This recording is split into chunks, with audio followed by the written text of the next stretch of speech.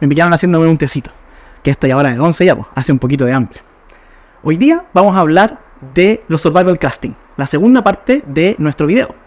Si usted no vio la primera parte, no importa, pero nosotros le recomendamos que la vea porque está muy, pero muy buena. Hoy día vamos a hablar cómo Minecraft, desde Minecraft en adelante, cambiaría la historia del género Survival Crafting y se convertiría desde un género específico a una mecánica que está presente en todos los juegos. Está muy caliente todavía.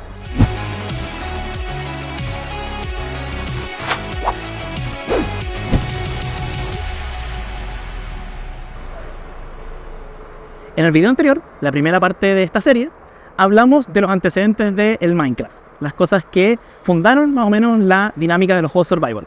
Y también definimos de qué hablábamos cuando hablábamos de juegos de supervivencia.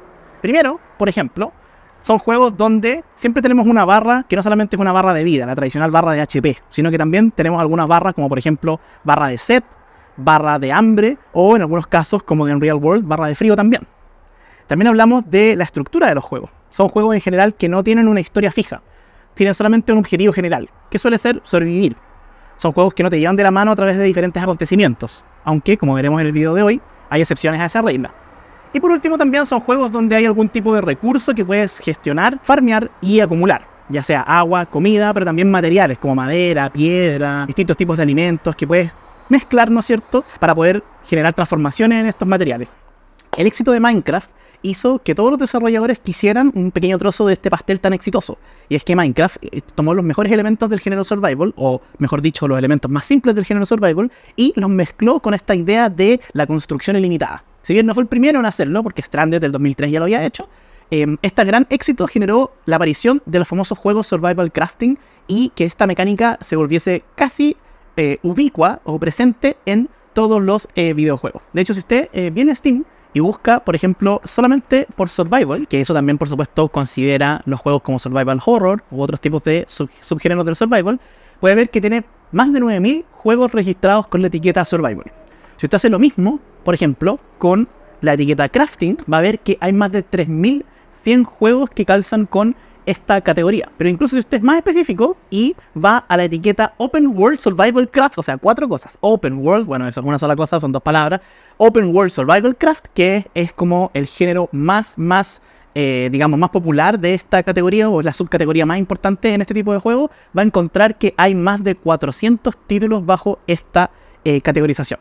Bueno, como pueden ver, muchos en realidad están tratando de tomar un pequeño trozo del pastel del éxito de lo que fue el Survival Crafting, hasta el punto que se ha convertido en una mecánica que en verdad está presente en prácticamente todos los juegos, hasta el punto de tenernos un poco hartos a todos con esta cosa de que todos los juegos tengan algo de crafting y algo de survival. Sin embargo, han existido algunos títulos claves que han hecho aportes importantes al género y que lo han llevado al estado actual en el que se encuentra el día de hoy. El primero de esos juegos es Terraria, lanzado en 2011 y que fue uno de los juegos que llevó la fórmula de Minecraft al 2D. También conocido coloquialmente como el Minecraft 2D, con más de una década de constantes actualizaciones, fue un juego que en un inicio fue bastante simple, desarrollado por 3 personas y lanzado el mismo año que se lanzó Minecraft. Este juego ha logrado conquistar el corazón de los jugadores con su estética 2D, con sus increíbles y infinitas posibilidades de combinación de ítems y con su enorme cantidad de contenido que ha mantenido a la comunidad hasta el 2023, jugándolo todavía con actualizaciones gratuitas, parches, balances y una serie de otras cosas que se le han sumado al juego. Avanzamos un poquito más hacia el 2013, ya lleva 3 años Minecraft en el mercado en su versión 1.0 y está a un año de ser comprada por Microsoft, Mojang. Y en ese año se vuelve popular la introducción de mecánicas más realistas y más de simulación en los juegos de supervivencia. El primero que vamos a hablar es de, por supuesto, el maravilloso DayZ, un mod de arma. En este juego básicamente se introducen mecánicas realistas, es un juego en el que tienes que sobrevivir un apocalipsis zombie. Ya lo puedes jugar en línea, ¿no es cierto? En solo o con, ¿no es cierto?, compañeros. Y se caracteriza por introducir elementos como la muerte permanente, el permadeath, y también un alto nivel de dificultad donde te la juegas el todo por el todo en cada acción que haces, porque cada acción puede significar la muerte de tu personaje y con eso, ¿no es cierto?, la pérdida de todas las cosas que has obtenido. Ese mismo año también comienza un proyecto muy underground y muy indie que hoy en día se ha vuelto muy famoso, sobre todo de la mano de distintos streamers que lo juegan, que es Project Zomboid. Project Zomboid hasta el día de hoy, ¿no es cierto?, sigue en Early Access.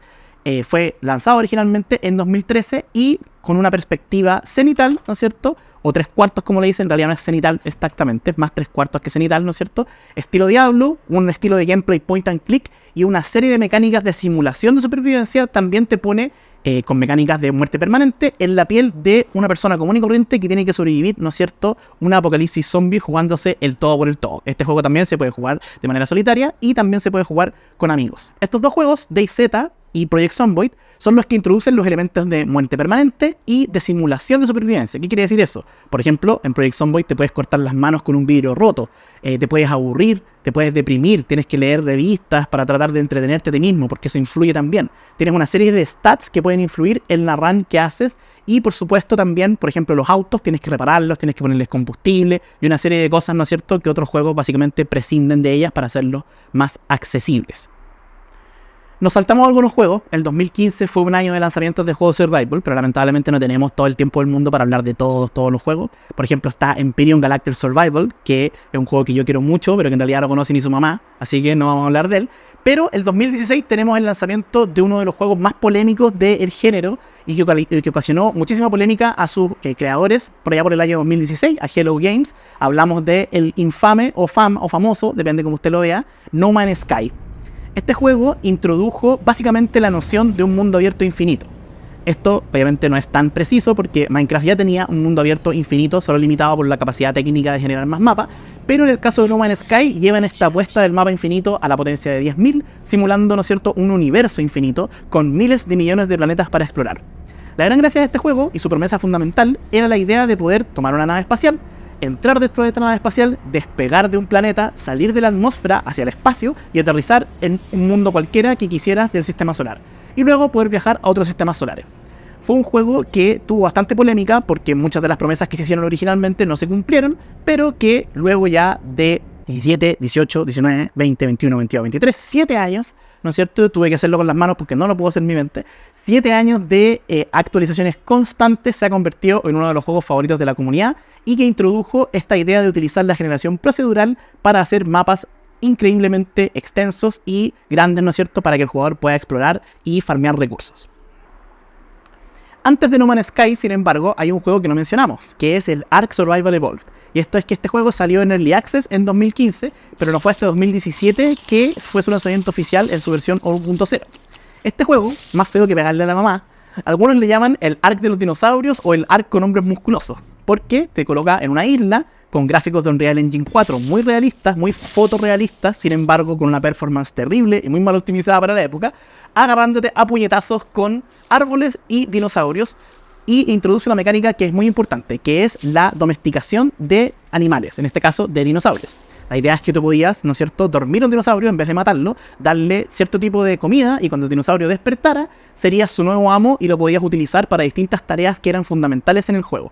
Sin dinosaurios en Ark básicamente no se puede sobrevivir, ya que los dinosaurios te permiten, por ejemplo, farmear piedra mucho más rápido, farmear madera mucho más rápido, defenderte de los peligros más grandes de la isla y también derrotar a los jefes, que son fundamentales para poder terminar el juego. Ark entonces introduce esta mecánica, ¿no es cierto?, de domesticación como un elemento fundamental del género de supervivencia y que sería imitada por muchos juegos como por ejemplo Conan Exiles, que también, ¿no es cierto?, tiene una mecánica similar, o juegos más recientes como Icarus, que hace poco introdujo una actualización para, ¿no es cierto?, tener monturas en el juego, aunque no son tan útiles como en Ark. Otro juego importante, y que también hicimos una trampa con los años, porque salió en el Early Access del 2013, pero su lanzamiento oficial fue el 2018, está muy difícil ordenar cronológicamente esta lista por este tipo de cosas, fue Rust, uno de los juegos también más populares y que se caracterizó por tener personas en pelota en su tráiler, pero no se emocione, están todos censurados. En este juego partes desnudo, ¿no es cierto?, en una playa, solamente recoges una piedra y comienzas a agarrarte a piedrazos con todo lo que se mueve.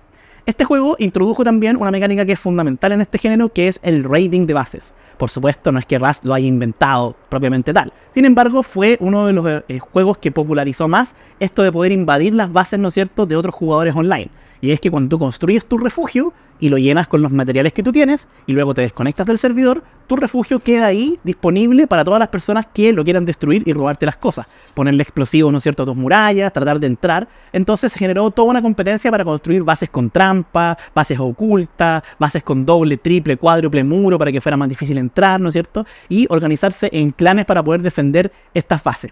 Famosas son las series, ¿no es cierto?, de los streamers que se agarran a madrazos y balazos en Rust hasta hace muy poco. De hecho, siguen habiendo streamers especializados, ¿no es cierto?, en Rust, y también mucha gente que produce este contenido de estas guerras a gran escala. Fuera de eso, es un juego de supervivencia que tiene bastante elementos parecidos a otros juegos del género, como la recolección de recursos, la transformación de esos recursos, ¿no es cierto?, en armas y en piezas de vestir, y la posibilidad de hacer distintos mecanismos y distintas formas de atrapar a tus enemigos para que no puedan robarte tus objetos. Llegamos a 2018 y hay otro juego que también estuvo un tiempo en Early Access bastante largo, que es The Forest. Este juego introduce algo muy importante en el género Survival Crafting, que es la idea de que se pueden hacer juegos con historia.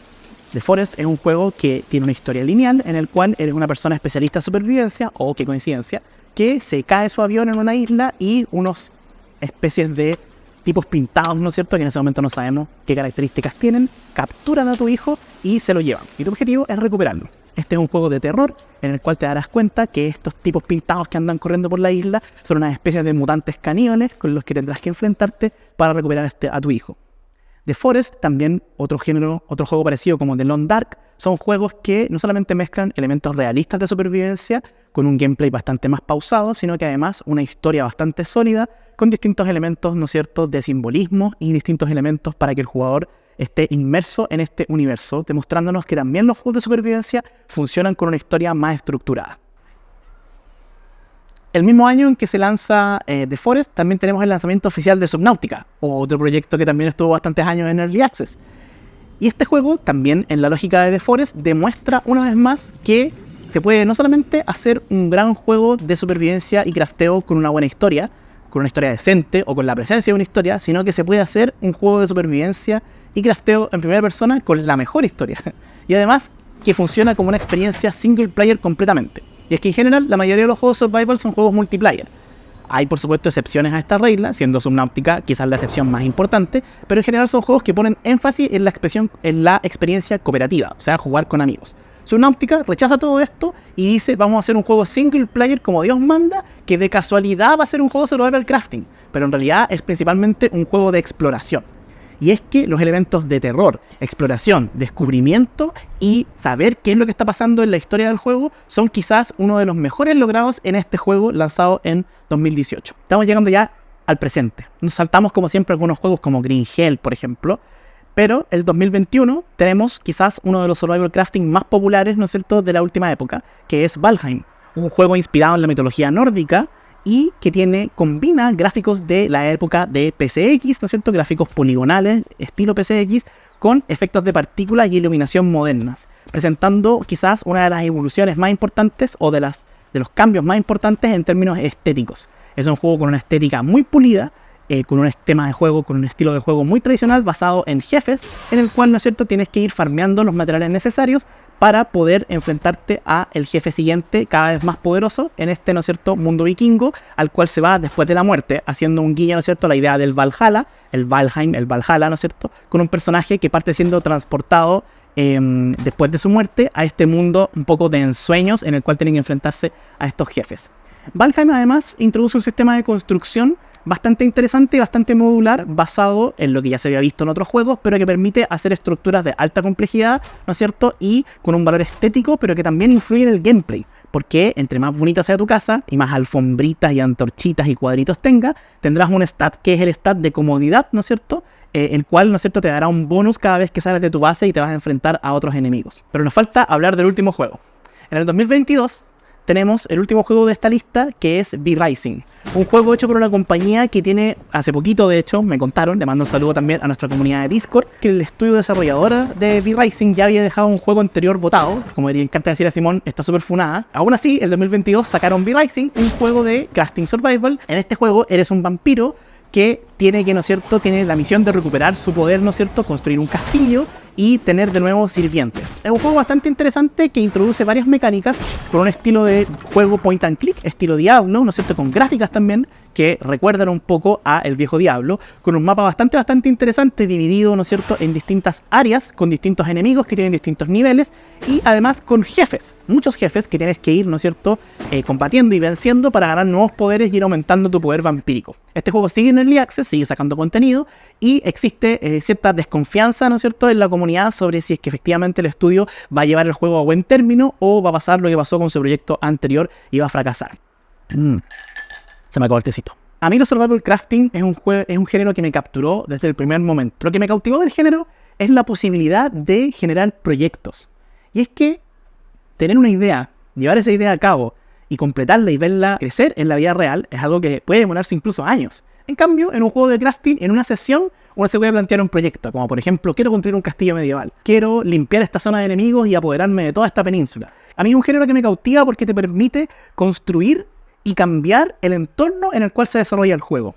Un bosque lleno de enemigos, lleno de árboles, donde no ves nada, se puede convertir en una planicie, con un castillo completamente controlada por ti, que te proporciona recursos para seguir avanzando en el juego. La idea de progresión es sumamente palpable en un género como el Crafting Survival. Sin embargo, hoy en día estamos todos un poco aburridos de las mecánicas crafting.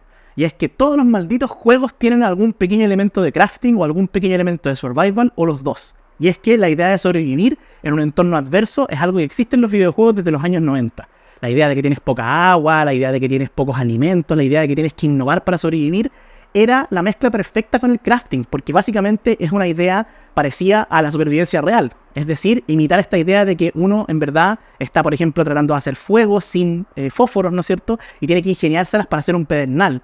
O la idea de que tienes que construir un refugio porque te estás mojando. Pero cuando le sacas el elemento de supervivencia al crafting, yo creo que el crafting se convierte en una lata, se convierte en un grindeo de recursos, se convierte en menús llenos de recursos que no entiendes nada. Estás jugando tu Assassin's Creed y tratando de matar 50 leones para craftear un pouch de flecha, o estás jugando un juego de shooter y tienes que farmear 50 piezas raras que son unos redondelas así, engranajes para hacer un arma nueva. Yo creo que aún el género le falta evolucionar. No tanto en términos gráficos o en términos de mecánica, sino que en sistemas de crafteo. Uno de los juegos que está tratando de innovar en esto es The Forest 2. Por ejemplo, cortar un árbol y manualmente tomarlo y enterrarlo en la tierra. O poder a ese mismo árbol sacarle una muesca para poder colocar otro tronco a través de ese mismo árbol. Son sistemas de crafteo un poco más realistas, pero que también podrían tener consecuencias en el gameplay, que es lo que yo creo que falta. De todas maneras, hemos hablado de distintos juegos que han aportado distintas cosas al género Crafting Survival. Pero evidentemente hemos dejado algunos fuera. ¿Usted cree que nos faltó algo importante? A mí se me ocurren algunos, como Don't Starve, me imagino que alguno lo va a mencionar por ahí, el 2013 de Clay. Y es que este género sigue cautivando a las jugadoras y jugadores alrededor del mundo, a pesar de todos sus fracasos, a pesar de todos sus proyectos raros y estafadores como The Day Before, o de todos estos juegos que están 20 años en Early Access y siguen corriendo y viéndose horribles, pero aún así nos obligan a jugar a todos por sus maravillosas mecánicas. Esto fue Géneros que marcan una generación. Esperamos verlos en el próximo video aquí en New LD. Que estén muy bien. Voy a tener que lavar la taza ahora porque me hice el té, pero ahora hay que lavarlo.